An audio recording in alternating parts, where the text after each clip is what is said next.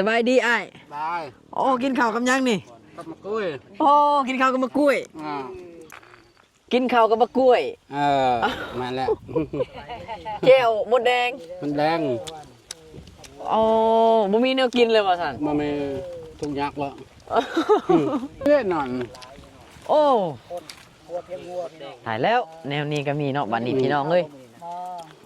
เดี๋ยวน้องเขาทำอันถ้าเกิดมีสังกะสีมีตะปูนี่อายตัดไม้เฮ็ดเองเป็นอยู่บ่เหือนเป็นแล้วได้เนาะโอ้แต่ว่าขาดกับตะปูแล้วก็สังกะสีมาแล้วลูกก็ไล่ลูกก็ลายจักคนลูกค่ะอยู่ไป7 คนลูกอ่ะอ๋อยังสิเอาอีกบ่เอาอีกบ่บ่เอาแล้วอ๋อพอแล้วเนาะยันว่าสิเอาอีกลูกใหญ่เบิดแล้วบ่บ่มีน้อยก็ซ้ำนี่อ๋อคือเดียวว่ามีเป็นบ่าวเป็นสาวแล้วบ่มีบ่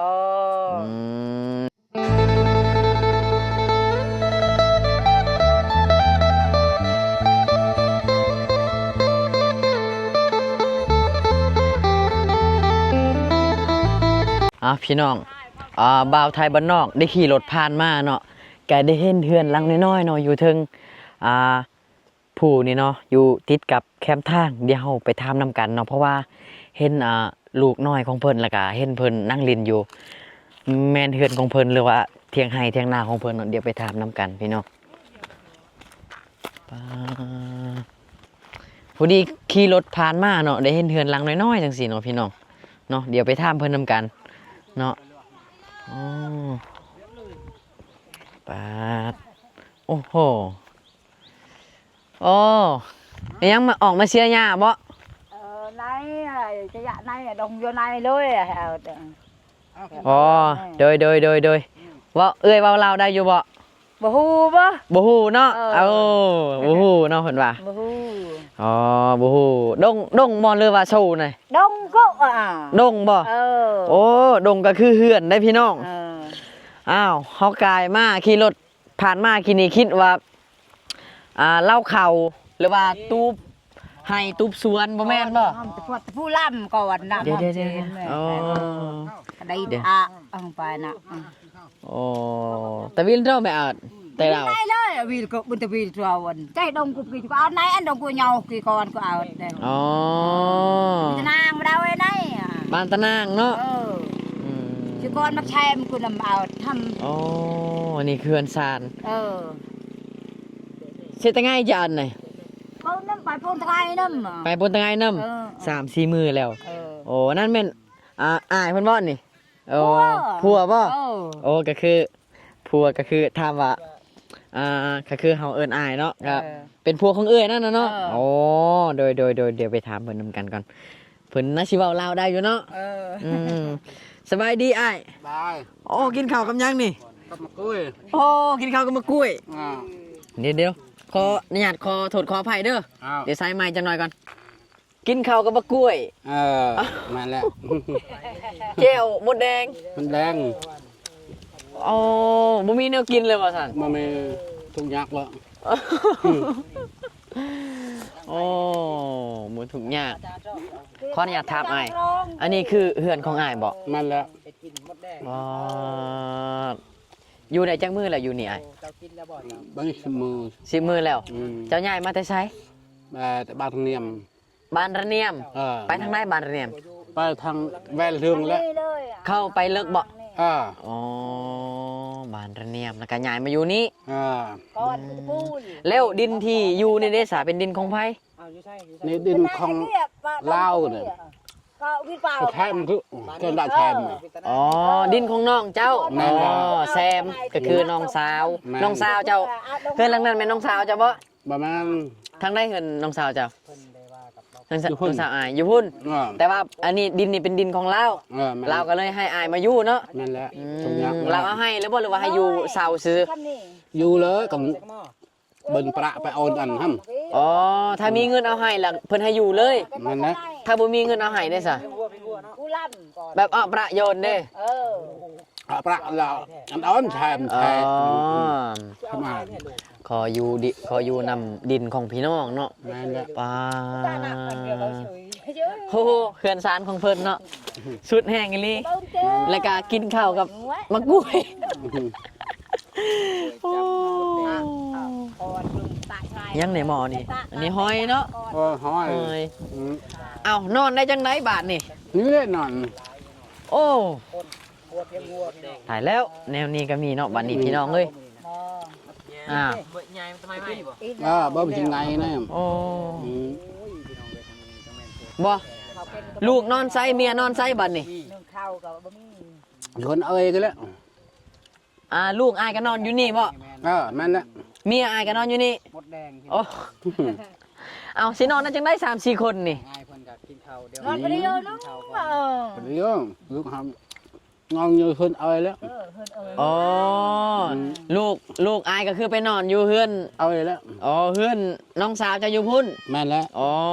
แล้วเจ้ากับเมียนอนอยู่นี่ แม่น แสดงว่า2 คนนอนในนี่เนาะ แม่น อ๋อ2 คนนอนในนี่แล้วลูกเพิ่นก็ไปนอนเฮือนพี่น้องเนาะนอนเฮือนน้องสาวของเพิ่นอยู่ในบ้านพุ่นล่ะพี่น้องพุ่นบ้านที่เฮากลายมาแต่พุ่นเนาะ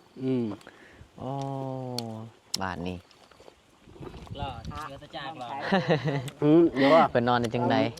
มุงก็บ่มีบ้านนี้เนาะอ๋อบ่ขออนุญาตถามหน่อยอ้ายบ่มีบ่ใหม่แบบใหม่ใหญ่ๆเฮ็ดรังใหญ่กว่านี้บ่ได้บ่ ได้กันมี บ่มีหยังขาดหยัง ขัดบ่มีเงิน บ่มีเงินอ๋อ เงินเนี่ยมันถ้ามีเงินนี่ซื้อยังหลักๆเลยอ่ะ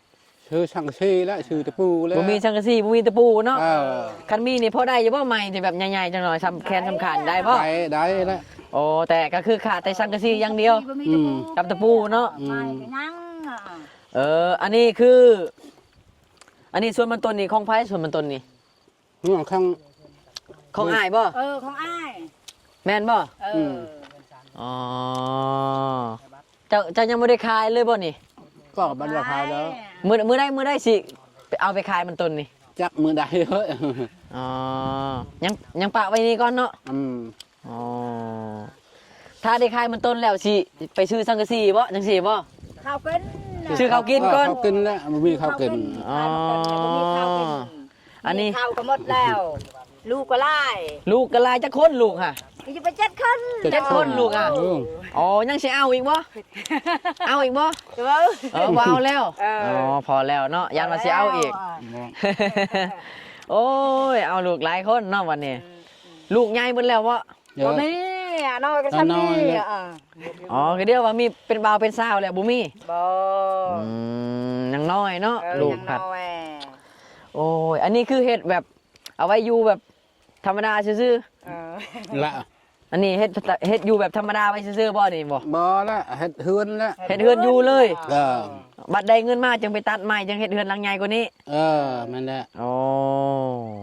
แบบนี้เนาะ มันต้นเพิ่นก็ยังบ่ได้ขายเนาะผู้โอ้ เจ๊ละเตอะละคือละชายโม่เต้พวงให้เฮา ได้แต่ซ้ำนี่เนาะบ่ได้หลายเนาะ ละแล้วทำนี่ โอ้ โดนนาเตามือเตาอุ่น ตัดโต ตาอ่อนนึง ติดกับหนทางเนาะอันนี้ก็เฮือนพี่น้องเจ้าว่าอยู่ทางพี่ แม่นแล้ว น้อง น้องสาวจะอ้ายบ่ อ น้องสาวบ่หรือเอ่ย น้อง น้องบ่ อ๋อ โอ้กินข้าวกับมะกล้วยครับไข่หมดแดงตำแจ่วหมดแดงกับมะกล้วยของกินเพิ่นมื้อนี้เนาะตัดโตพี่น้อง ลูกไปไสเบิดเพิ่นอยู่บ้านมันบ่แล้วก็พ่อแม่มาอยู่นี่เนาะ ไปเล่นลูกไปเล่น อ๋อลูกไปเล่นโอ้เฮ็ดจังไดเฮ็ดอยู่บ่เอาน่ะให้ก็เฮ็ดอยู่บ่ให้นี่ เฮ็ดแล้ว ได้เฮ็ดไปทางแล้วบ่ปีนี้ บ่ชามือ ช้ำมือ หากระ3มื้ออ๋อกว้างบ่ทางปีนี้หรือว่าบ่กว้าง บ่กว้างเลย บ่กว้างปานใดเนาะครับโอ้บ่มีแบบแนวค้าขายเลยเนาะอยู่นี่เนาะ บ่มี มีแต่ปลูกมันต้น กล้วยนี่ก็ปลูกหลายอยู่บ่กล้วยนี่ บ่แล้วทำนี่ ได้แต่ซ้ำนี่ อ๋อ โอ้ยสุดแห้งบาดนี่เนาะเสร็จถ้าเกิดว่าฝนตกนี่ ถ้าเกิดฝนตกหนักนี่เสียจังได้อายบัดนี้ เปียกเบิดแล้วเนาะ เปียกเลย ถ้าเกิดว่าฝนตกเนี่ยแต่ว่าช่วงนี้บ่ค่อยมีฝนตกเนาะมีแต่หนาวนี่แหละแล้วกับร้อน นั่นแหละ ถ้าเกิดว่าเดือน5เดือน6เดือน7จังหน่อยนี่ มีฝนมานี่ เรียบร้อยแล้วละอ๋อข้าวน้ำซ้ำปลาเด้เอาไว้ใส่กระสอบข้าวมีบ่ข้าวอ นี่ ยู่ แหละ ในนี้ นี่เขานี่เนี่ยอืม นี่เขา ข้าวเปลือกบ่หรือข้าวสาร เขาชาน ข้าวสารเนาะโอ้ได้แต่ là หน่อย khảo เดียว sát đó là không được cứ thật là đấy là không được สรอว่าสรอมาระเกาโอเค ระเก้า ระเกา cái tay đó rồi không được à ข้าวสาร cái chán nó chui ta đang mà chạy mà ta đang đi อ๋อ vô เนาะ á พี่น้อง rồi คลิปนี้กะบ่แม่นว่าอายเพิ่นขี้ข้านเนาะแต่ว่ามันแบบถ้าสิเฮ็ดเฮือนหลังใหญ่กว่านี้ต้องมีสังกะสีบ่มีตะปูบ่จังสิเฮ็ดได้เนาะแต่ว่าเพิ่นบ่ได้มีหยังจักอย่างก็เลย เอาไผบัตรมาเต็งไว้แล้วก็อยู่ไปแบบนี้ก่อนเนาะเพิ่นก็ยังหาเงินหาค่ำเนาะถ้าได้ก็เฮ็ดถ้าบ่ได้ก็อยู่จังซี่ก่อนล่ะพี่น้องโอ้ตาลุตูดเนาะ นอนได้จังได้อันนี้นะ บ่ นอนได้จังได้นอน2คน เดี๋ยวน้องขอถามอันถ้าเกิดมีสังกะสีมีตะปูนี่อายตัดไม้เฮ็ดเองเป็นอยู่บ่เหิน เป็นแล้ว ได้เนาะ โอ้แต่ว่าขาดกับตะปูแล้วก็สังกะสี นอนไปกิ่งมาแล้วตกลงมานะ thế thế á rồi mày ทานตัวเพิ่น thế này เฮ็ดจังไดเนาะเฮาบ่มีก็อดอยู่จังซี่ก่อนเนาะ นั่นแหละ ยิงบ่ได้เลยเนาะ เฮาก็อยากซอยแต่จักสิเอาหยังเนาะเฮาก็บ่มีคือกันพี่น้องก็ได้แต่เบิ่งเพิ่นนี่แหละ แม่นแล้ว มีหลัก อืมขออนุญาตอ้ายจักปีละ อุ้ยเบอร์หน่อย40 40บ่ เออ อ๋อแล้วเขาในบ้านเขาเอิ้นพ่อหยังเขาเอิ้น พอเรื่องแล้ว พ่อเรื่อง เออ อ๋ แม่ อน แล้ว เพราะว่าอยู่ในเขตชนบทเขาเจ้าจะถนัดเอิ้นชื่อลูกแทนชื่อพ่อเนาะ แม่นแล้ว แม่นบ่เราเทิงเฮา แม่นแล้ว แต่ถ้าเป็นคนลาวเขาสิเอิ้นชื่ออ้ายเลยเนาะ อืม แต่ว่าคนลาวเทิงในเขตชนบทเขาเจ้าจะเอิ้นชื่อลูกแทนชื่อพ่อเนาะเขาเอิ้นว่าพ่อเรื่องจังซี่ แม่นแล้ว พ่อเรื่องแม่เรื่อง เออ อ๋ แม่น อได้ลูก7คนได้ลูกหลายโอ้ยังสิเอาอีกบ่ยังสิเอาอีกบ่ลูกบ่อ้ายหรือว่าพอแล้ว พอแล้วชำคือ อ๋อ ตะบนดอย จักสิเอาหยังมาซอยบัดนี้เนาะเฮาก็บ่มีก็ได้แต่ถ่ายคลิปแล้วก็ลง YouTube ให้ผู้ใหญ่ใจดีได้เบิ่งได้อายเด้อ แม่นแล้ว คันว่าเฮาสิซอยเฮาก็ทุกข์ยากคือกันแล้วเฮาก็บ่ได้ต่างจากอายดอกแต่ก็ได้แต่มาเฮ็ดคลิปให้ผู้ใหญ่ใจดีได้เบิ่งได้เห็น ถ้าเกิดว่าเขารู้ตัวว่าสงสารก็เฮาจังมาหาอายใหม่เนาะ แม่นแล้ว อ๋อเพราะว่าเฮาก็บ่มีคือกันก็คือสิฮู้ดอกเฮาก็เป็นคนบรูคนเราเทิงคือกันเฮ็ดให้เฮ็ดชวนคือกันจังซี่แหละ แม่นแล้ว โอ้เฮ็ดจังไดบ่มีก็อดอยู่อดสู้ไปนำกันเนาะบัดนี้โอ้ยข้าวน้อยซำนี้ลูกก็ผู้กินผู้บ่ได้กินแล้วเนาะ แม่นแล้ว อืม ไปเลยจูจารอยไปเลยเนี่ย เออแบงตะบนเนี้ยมา อ๋อ มันเอาเกี่ยว แบ่งให้ลูกก็คนละปันคนละหน่อยแหละเนาะ เออเป็นกัด ลูกอายผู้ใหญ่น่ะเอาเมียแล้วก็อยู่ต่างหาก บ่ ฮะ ก่อนมาแช่เชือกอยากจอกก่อนชิเมียงอยู่เพิ่น อ๋อผู้หญิงบ่เรื่องน่ะ เอาผัวแล้ว แม่นแล้ว เอาผัวอยู่ไสอยู่บ้านนี้ บ้านนี้ บ้านละเนียมหรือบ้านแสลน นี่บ้านนี้เด็ดเนี่ย ตะนางนี่ บ้านกระนาง อ๋อเนาะบ้านนี้เอาสุดยอดเนาะวิถีชีวิตของเพิ่นนี่บ่ธรรมดาเลยพี่น้องเนาะโหดสุดๆแล้วนี่นะพี่น้องอ้ายเอาเฮากะมาเยี่ยมยามซ้ำนี่เด้ออายเด้อ แม่นแล้ว เดี๋ยวโอกาสหน้าคันได้มาแถวนี้กะสิมาเยี่ยมยามใหม่เนาะ แม่น เอามากับมาเยี่ยมมายามเป็นพี่เป็นน้องนี่แหละกะบุมีหยังมาฝากมาต้อน มีแต่ว่ามากำลังใจกันนี่แหละเนาะ แม่น อ๋อโดยอ้าวเอ้ยขอบใจหลายๆเดี๋ยวมื้อหน้าสิมายามใหม่เด้อ ขอบใจเด้อ อดอยู่อดสู้ไปให้จังไดเนาะเฮาบ่มีเนาะก็คือคนบ่มีก็คือบ่มีอีหลีพี่น้องอยู่ในเขตชนบทเนาะคนบ่มีก็คือคิดหยังบ่ออกแล้วก็ทางตันไปเลยนะพี่น้องเฮาก็เข้าใจความรู้สึกเนาะ tao vừa ăn là hả โอ้ย đào cái โอ้แต่ละมื้อนี่ไปรับจ้างอยู่บ่ไปอยู่บ่รับจ้าง อาจารย์ รับจ้างจีนนี่ไปบ่ ไปเอ้ย เฮ็ดหยังเขาเจ้าเฮ็ดเวียกหยัง แม่นจ้าแล้วตัด ตัดทางป้า เออ มื้อละจักพันจักกีบ 100,000 100,000 อ๋อแต่ว่ากว่าสิได้100,000นี่ก็เฮ็ดเวียกแบบจนฮอดจักโมง100,000นี่เลิกจักโมง คือว่า5 โมง 4โมง5โมง 5 โมง ตื่นแต่เช้าไปจักโมง ไป6 โมง 6โมง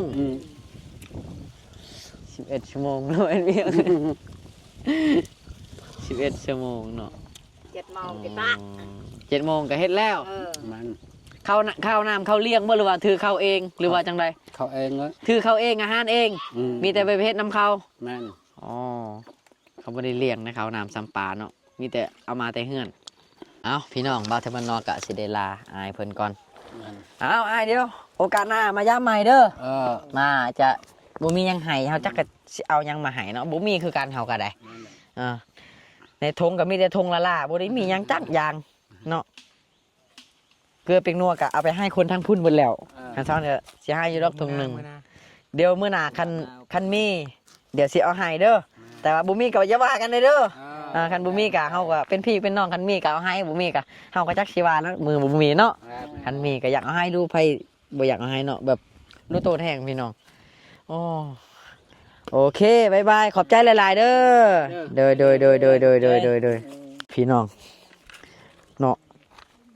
เฮาที่ว่าทุกข์ว่าจนยังมีคนที่แบบทุกข์กว่าเฮาแล้วก็ยากกว่าเฮาเนาะคือเฮือนศาลของเพิ่น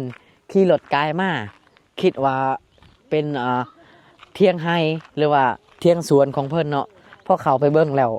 เพิ่นอยู่ในนี่เนาะเพิ่นนอนในนี่เนาะพี่น้องเฮือนศาลของเพิ่นนอนอยู่นี่เลยเนาะแล้วก็ลูกของเพิ่นก็ไปหานอนเฮือนพี่น้องอยู่ในบ้านทางหน้าพุ่นเนาะพี่น้องคลิปนี้ก็จังไดก็เป็นกำลังใจให้ซองผัวเมียเพิ่นอายกับเอื้อยเพิ่นเนาะพี่น้องสำหรับคลิปนี้ไทยบ้านนอกกะสิได้ออกไปนอกพุ่นละพี่น้องเนาะเดี๋ยวพอกันใหม่คลิปหน้าพี่น้อง